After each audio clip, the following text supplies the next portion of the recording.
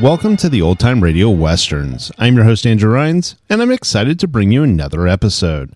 This is one of over 80 episodes released monthly for your enjoyment. You can find more Western shows at our website by going to OTRwesterns.com. Now, let's get into this episode. By special recording, General Mills, makers of Cheerios, the oat cereal ready to eat, and Wheaties, breakfast of champions, presents The Lone Ranger.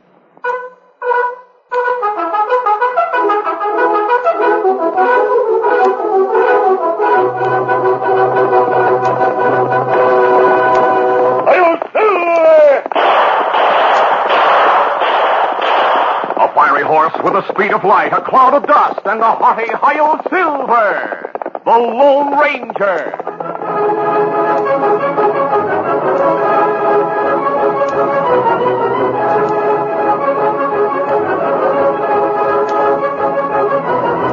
His faithful Indian companion Tonto, the daring and resourceful masked rider of the plains, led the fight for law and order in the early western United States.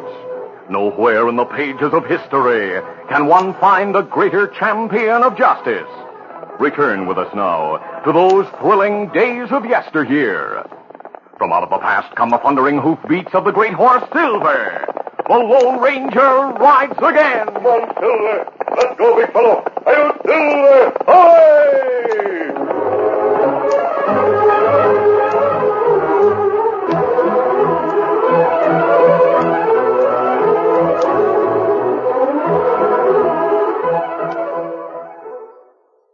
G-Man Jimmy is 8 years old. He is strong and he is bold. He can capture outlaws 'cause he knows he's got go power from Cheerios. Yes, he's got go power. There he goes. He's feeling his Cheerios. Cheerios. Cheerios. That's Cheerios, all right.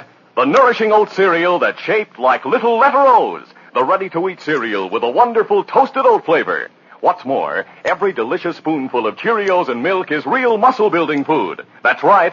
Each spoonful contains vitamins, minerals, and proteins your body needs. And these good things in a Cheerios breakfast do good things for your body. Help you have healthy nerves, good red blood, strong bones, and muscles. Yes, Cheerios is made to give you real go power. So try Cheerios, the famous oat cereal that needs no cooking. And soon you'll hear people say, He's feeling his Cheerios.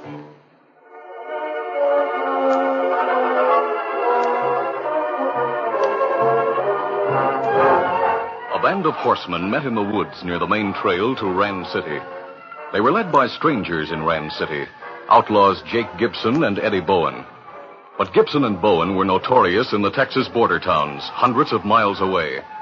And now Jake Gibson was discussing a planned holdup in Rhynes City. Boys, Eddie got word from our pal in town. The money shipment arrived today. The bank closes at 6. We'll move in on it at 5:30. Jake, who is this pal of yours and Eddie's who lines up these jobs for you? Sorry, Tex, we can't tell you. He uses a fake name in Rhynes City. He's an important man there. Why, his best friends are the head of the bank we're going to rob and the sheriff. Huh? The sheriff, can you imagine?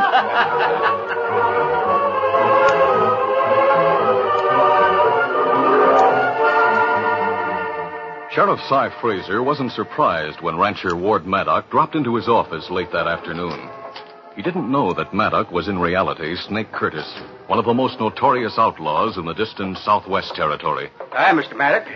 Good to see you again. Sit down. Well, thanks, Sheriff. I need to rest these weary bones. Tell me what's new on that stagecoach holdup that took place last week. Ward Maddock started a flow of questions and conversation to divert Sheriff Fraser. He was in the midst of a question when the door opened and an Indian entered. Oh, Sheriff. Well, Tonto. How good to see you. Come on in. Now, me stay just a few minutes.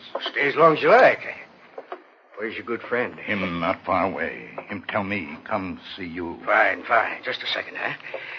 Mr. Maddock, excuse my friend me, will you?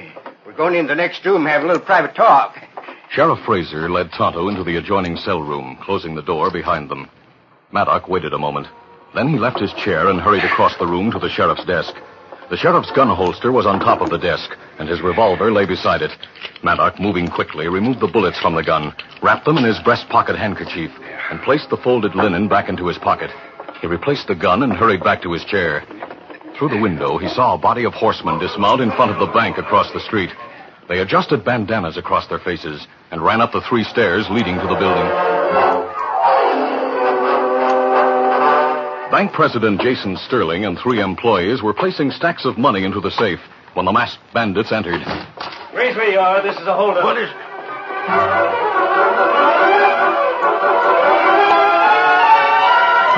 right, we have all the money. Tie up those people and we'll get out. Jake, the old guy. Here's a gun. Well, use yours, Eddie. Shoot!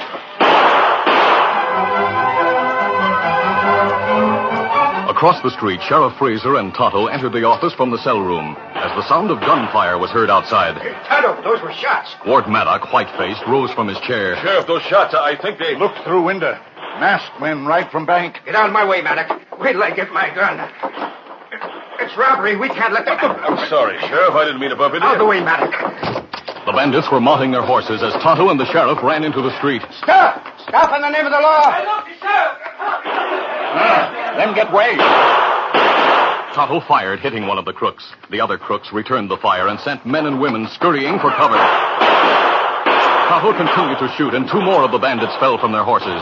Meanwhile, the sheriff's gun clicked harmlessly. Gun, well, it's empty. The gun is empty. My sight. I'm hit. The sheriff fell to the ground unconscious. Tonto kept firing after the retreating outlaws. Not all get way. At that moment, Ward Maddox rushed from the office. Hey, Sheriff, all right? As he spoke, one of the wounded bandits fired from the ground at Tonto. Oh! The bullet went wild and caught Maddox in the shoulder.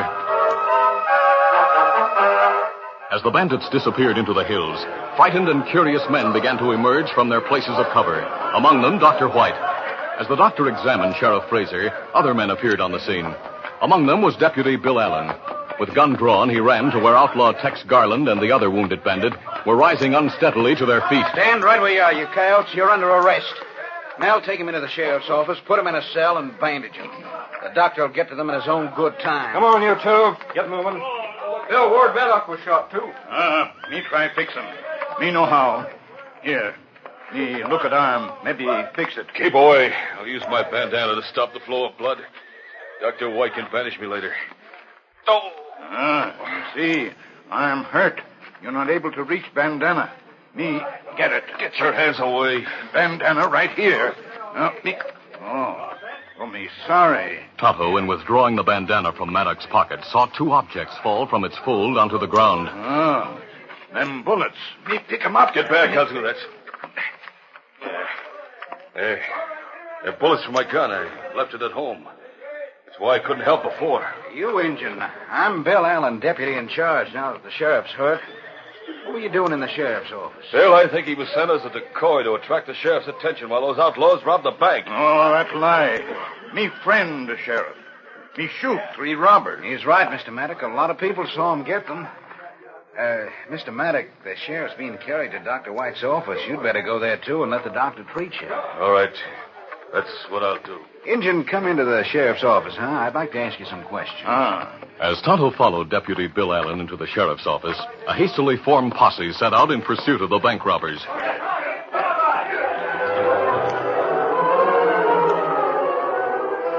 Inside, Tonto offered a silver bullet to the deputy and identified himself. Allen was impressed. As Tonto prepared to leave, he glanced in at one of the 2 prisoners, the man having his arm bandaged. The Indian frowned in thought. Me think me know that hombre. Who is he? Me not sure. Not remember name. Only face. Well, we'll find out as soon as he's fixed up. I'll me go now. Come back soon.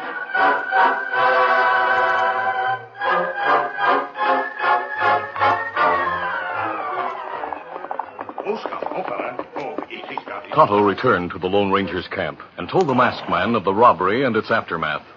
The Lone Ranger was grim. Tonto, this man Maddox you mentioned. You say he had bullets in his pocket? But him not have gun. I think we better find out about that fellow. He tried to accuse you of being a decoy for the crooks. But him, friend, the sheriff, him get shot, too. By a bullet meant for you. Oh, that right.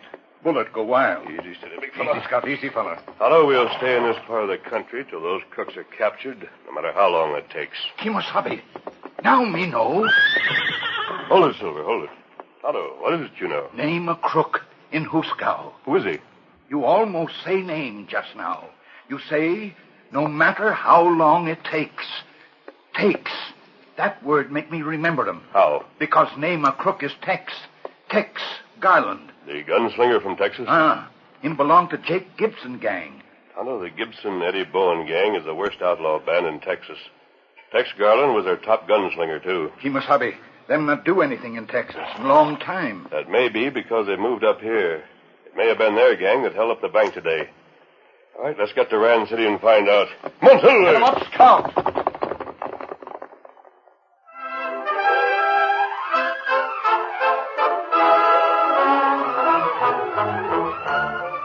The curtain falls on the first act of our Lone Ranger adventure.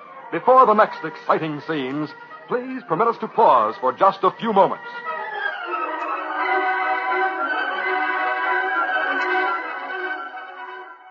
Sheriff Sam is a boy of 10. He busts right in the robber's den and gets his man because he knows he's got go power from Cheerios. Yes, he's got go power. There he goes. He's feeling his Cheerios. Cheerios. Cheerios. That's Cheerios, the cereal shaped like little letter O's. And those O's stand for oats. The good grain Cheerios is made from. Every delicious spoonful of Cheerios and milk is real muscle-building food. Each spoonful contains vitamins, minerals, and proteins your body needs. Yes, those good things in a Cheerios breakfast do good things for your body. Help you have healthy nerves, good red blood, strong bones and muscles. You can see that Cheerios is made to give you real go power. So make sure you have a Cheerios breakfast every day. Then you'll hear people say, He's feeling his Cheerios.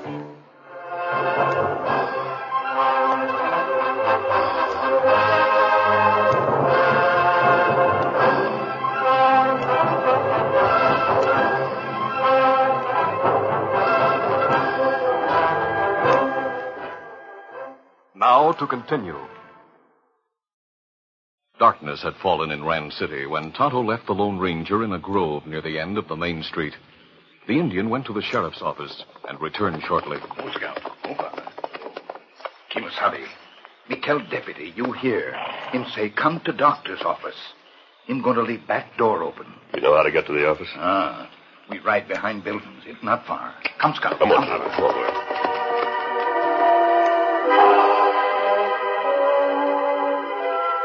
When the Lone Ranger and Tonto entered through the rear door of Dr. White's home and office, Deputy Bill Allen introduced himself to the masked man. Then he said, The posse hasn't returned yet. The two prisoners we have refused to talk. How's Sheriff Fraser? Oh, he's come to in fine shape. Good. Doc White's having a hard time keeping him in bed. Doc's got him and Jason Sterling in bed in the next room. Sterling? Yeah, he's head of the bank. The bandits got him, too. But come inside, masked man. When I told the sheriff you'd be here, he could hardly wait. In the room where Fraser and Sterling were bedded, the Lone Ranger was introduced to Dr. White and the bank president. After a brief talk with the lawman, the masked man told of Tonto's identifying Tex Garland and voiced the belief that the gang was that of Jake Gibson and Eddie Bowen. Jason Sterling spoke first. You must be right. Just before they shot me, one of the bandits called the other by name. It was Eddie. Jump in, toadstools. That was Eddie Bowen. It must have been. Now lie back there. Sheriff, I'd like to know something about this man whose name is Maddox. I can tell you about him. He's one of our best citizens. Maddox are Say, that reminds me. I want to talk to Masked Man about something. About your empty revolver, Sheriff? Yeah. How'd you know about that? Tonto told me about it. Also about Maddox being alone in your office while you and Tonto talked. And there was a matter of the bullets in Maddox's handkerchief. What's that? Quickly, Tonto told of the bullets, and immediately a tide of recollections was loosed. Say, maybe you have something there. Maddox came into my office just a little while before the robbery. And I'm sure my gun was loaded when I left to talk to Tonto. When Tonto and I started after crooks, he stumbled against us. I thought then it was an accident. He was trying to keep you from shooting at his pals, most likely. Sure. Even though he'd emptied my gun. That reminds me of something. I told him last week about the money shipment we were to receive at the bank today. And when the stagecoach was held up, he was Now, over... Gentlemen, please, hold on. Maybe all those things you're surmising now are true. Then again, they might be mere coincidence. Well, I don't believe it. Now that I start thinking... You must give the man the benefit of the doubt. The man is presumed to be innocent until proved guilty. Yes, Dr. White is right. Without proof, nothing we say means anything. Let's find out if Maddox is guilty or not. How? Does anyone know where Maddox is now? When I finished treating him, he said he was going back to his ranch to rest. Good. Then listen, please. I have a plan. It involves Maddox and the two men in the jailhouse, Tex Garland and his partner. Well, how do you figure to tie them up? It's you we'll tie up, Alan, What? not them. Huh? Now, let me explain. Sheriff, I hope you'll allow me to try this. The Lone Ranger outlined a plan that involved a great risk, but one that also promised a payoff. Shortly after he'd finished, the posse returned to town, and the leader reported to Deputy Bill Allen. Bill, we drew a blank. We followed the bandits into the foothills, but it became dark then, and we lost their trail. There's nothing we can do now before tomorrow. Mel, that's where you're wrong. Get the posse together. I want to talk to them. They're going to be getting a lot of action tonight. Yes, sir, a lot of action.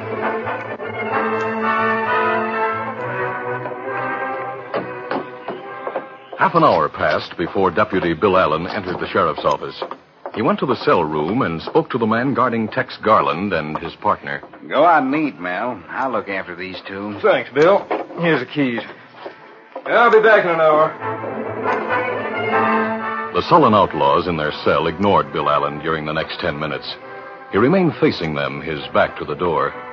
Suddenly, they saw behind the deputy the figure of a masked man emerge from the outer room. He held a gun in his hand, and he jammed it against Allen's back. All right, you freeze. Hey, what? Don't talk or I'll shoot. Good. I'll take your gun. There, I have it. Well, who are you? A friend of the boys. Tex, I've come to free you. You guard, open that cell door fast. Yes. There you are. Come on out, boys. Thanks, pal. Who are you, anyway? Jake and Eddie sent me. Tex, take that guard's tie and belt and bind his ankles and wrists. Sure. Lefty used his bandana to gag him. Right, Tex. Lefty, we should have known the boys wouldn't let us stay here alone. There. You gonna shoot him? Have the shots heard. Don't be crazy. You must be the pal Eddie and Jake have here in town, huh? The one who set up this job today? No, Tex, I'm not that pal. But I'm taking you to his place when we leave here. We're not going straight to the hideout? No, Tex. I have a message for you to give to Maddox. Maddox, huh? So that's the hombre's name. Say, how are we going to get away from here? I have 2 horses for you in the woods behind this place. We'll leave by the rear door. Come on, Tex, Lefty.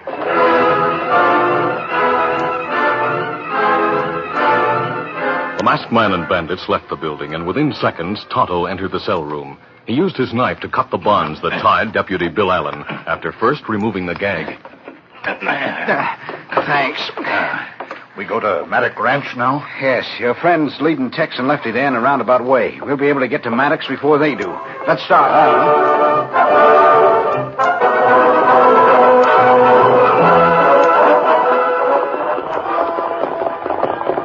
On the way to the Maddox ranch house, the Lone Ranger's careful questioning resulted in much information from the unsuspecting outlaws.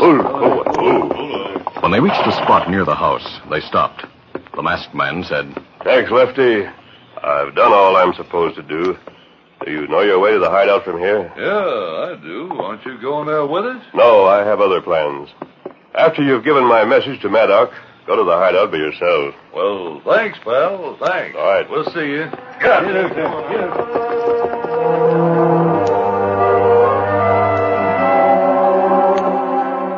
The Lone Ranger watched the outlaws ride up to the main entrance of the ranch. Come on, sir. Come on. Then he circled to the rear of the property and watched.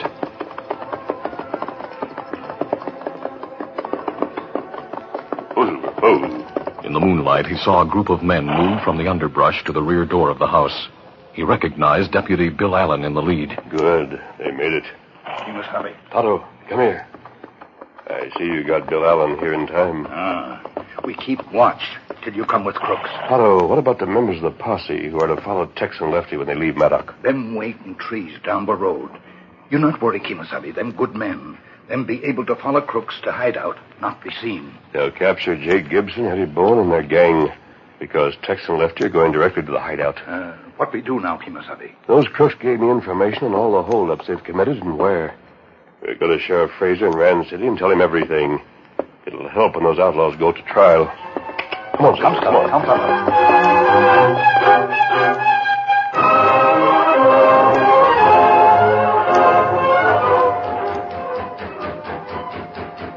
The man known as Ward Maddock, his arm bandaged, answered the rapping on his door.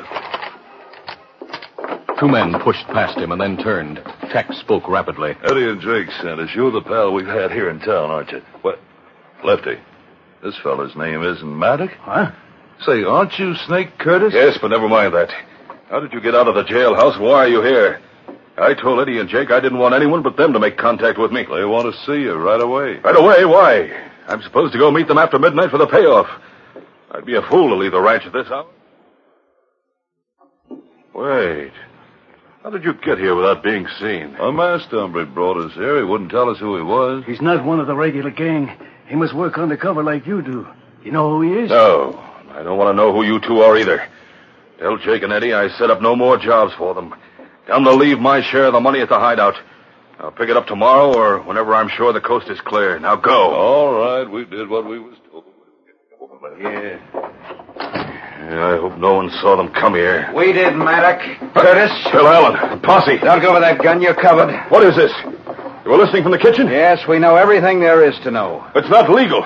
It's against the law to break into a house like you've done. It's more against the law to break out of prison as you did, Snake Curtis. Snake. The name sure fits you. But you'll be caged again. Oh, no, I'm not. You're not going to take me. Grab him. Come here, you. Sit up. That's my wounded arm. It hurts. This is a gun in your back. Put the cuffs on him, Mel. Wounded arm or not. Sure. Those two double crosses bringing you here like that? They brought us here, Curtis, but they didn't know. No more than they know, they'll be leading the biggest posse we ever had to their hideout. Listen, there they go now. It's all over, huh? Yes, for you and the rest of your pals. And it's over not because of me or any of this posse. It's because of an Injun named Tonto and his pal, the Lone Ranger.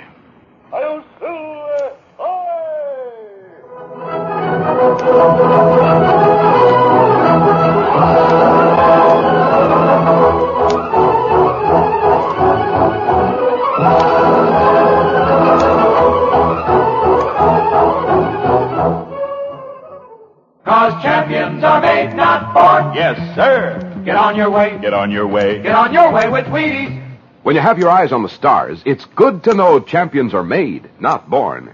Take basketball champion Bob Cousy, spectacular forward of the Boston Celtics. When Bob was just a lad of 5, he practiced on the family drive, learned to pass, to shoot, to fake, and gave himself this one big break. He ate his Wheaties, every flake. Today, Bob sparks that Boston team, still eats his Wheaties with fruit and cream. Champion Bob Cousy, when he was 5 years old, 20 years ago. It's steady going with Wheaties. There's a whole kernel of wheat in every Wheaties flake. Come on, Bob, drive right in there. Hey, hey, hey! He's on his way, on his way. He's on his way, on his way. Get on your way with Wheaties. 'Cause champions are made, not born. Yes, sir. Get on your way. Get on your way. Get on your way with Wheaties. Breakfast of champions.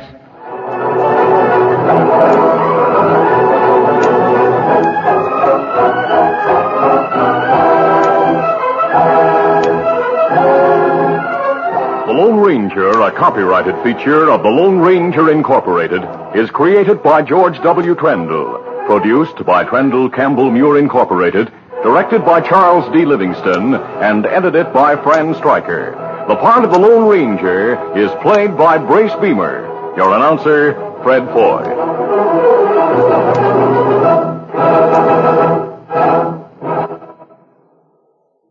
The Lone Ranger is brought to you by General Mills every Monday, Wednesday, and Friday at this same time. Be sure to listen. This recorded program has come to you from Detroit. This is ABC.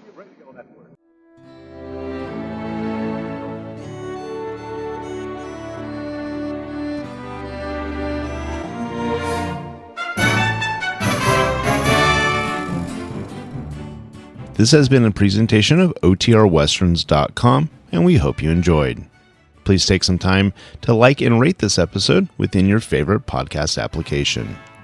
Follow us on Facebook by going to OTRWesterns.com/Facebook, and subscribe to our YouTube channel by going to OTRWesterns.com/YouTube. Become one of our ranch hands and unlock some exclusive content. We want to thank our most recent ranch hands, Steve, who joined us recently. You too can join by going to OTRWesterns.com/donate. Send us an email, podcast@OTRWesterns.com, and you can call and leave us a voicemail, 707-986-8739. This episode is copyrighted under the attribution non-commercial share-alike copyright. For more information, go to OTRWesterns.com/copyright. Have a great day, and thanks for listening.